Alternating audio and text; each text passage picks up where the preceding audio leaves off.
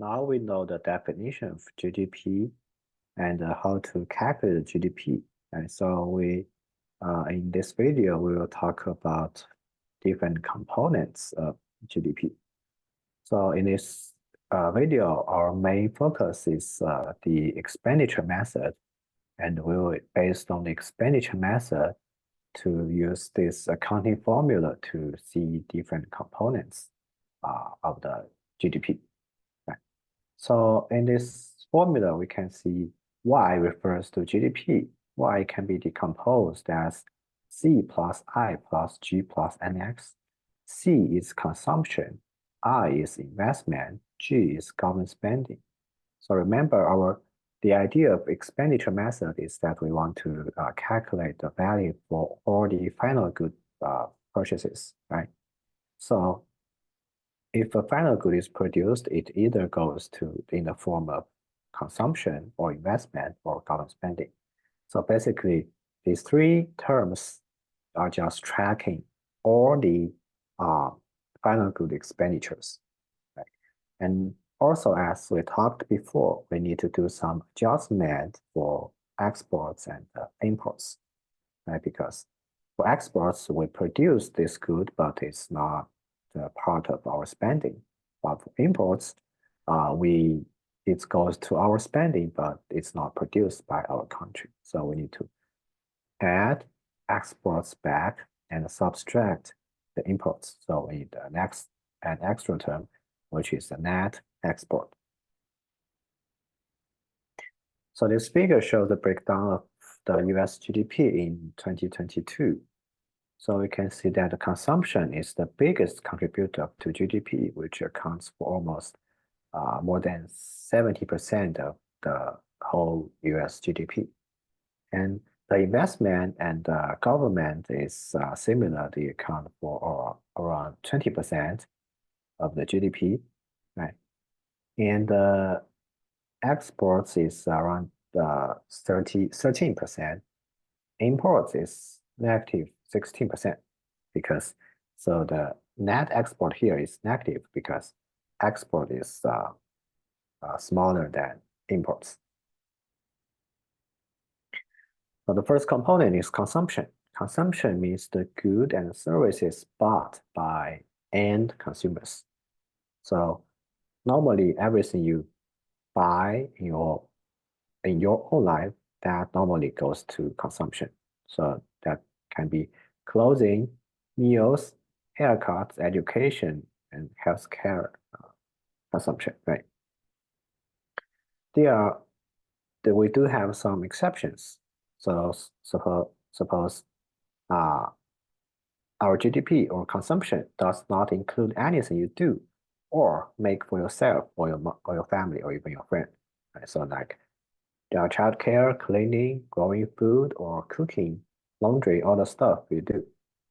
That kind of activities still generates values, but that value is not captured by consumption and by GDP. Right.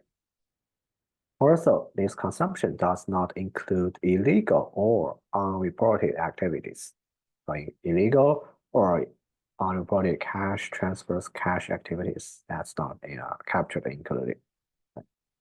And that will include rent, because basically rent is housing services, if you regard housing as a services, right? But that does not include the purchase of a house. Normally, we will see if we buy a new house, that will goes to our next term, which is investment. So investment is the goods and services bought with the intent of generating future revenue. That's investment. So that can be factories, equipment, buildings, machinery, inventory, right? So inventory is one of the special cases, right? So because by definition, investment is goods intended for sale to generate future revenue. Inventory, they are not sold yet, but they will generate future revenues. So that should be aligned with the idea of investment, right? So inventory will be part of our investment. Also, when we say investment, it's not referring to our normal idea of financial investment, because here is the investment refers to the activities that they are actually buying some good or services and to newly produced, right? It's not stock or bonds. Right? Also, when we buy a new housing, that will goes to our investment. So housing is a very special part of the investment in GDP, right? In the US, some households, they will own their own homes, but there are also many people, they just rent houses. But the payment from these two groups of people are very different, right? If you buy a new house, you have a one-time, very large one-time payment, but you don't need to pay in the future for your rent. But if you pay for rent, you are paying every month for some certain amount of rent or each year, right? So the payment schedule is very different, but we want to kind of keep these two groups on the same footing. How can we do that? So anyone who owns a house will be considered as to own a business, right?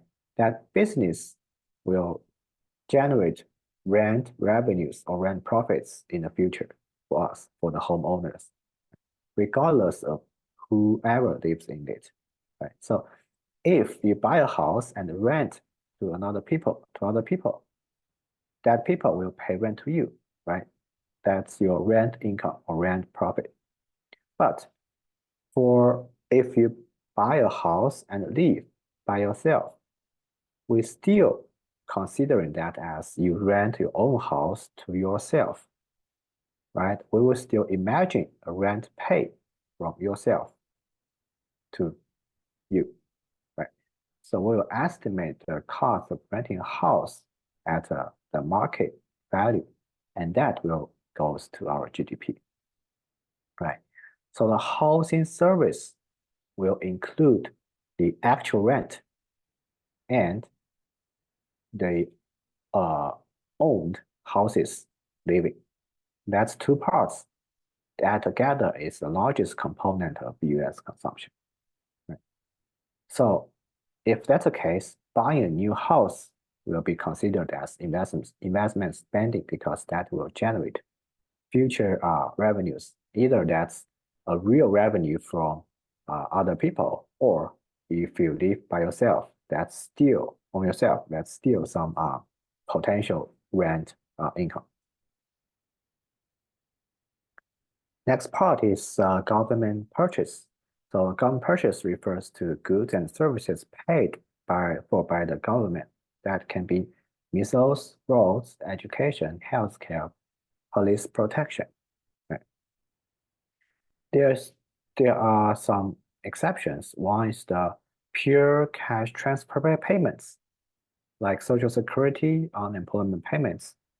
They are not part of government purchase or GDP because for their payments, the government doesn't receive any good or services.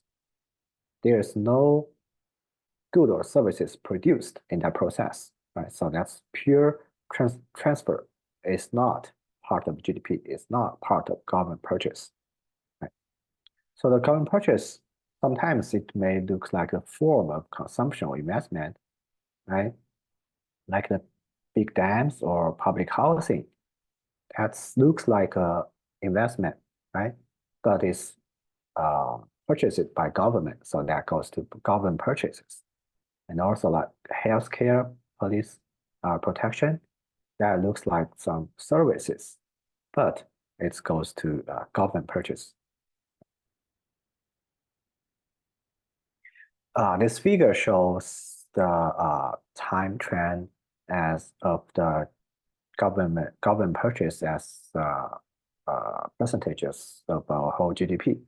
Right? So we can see different parts, the defense purchase, non-defense purchase. Right?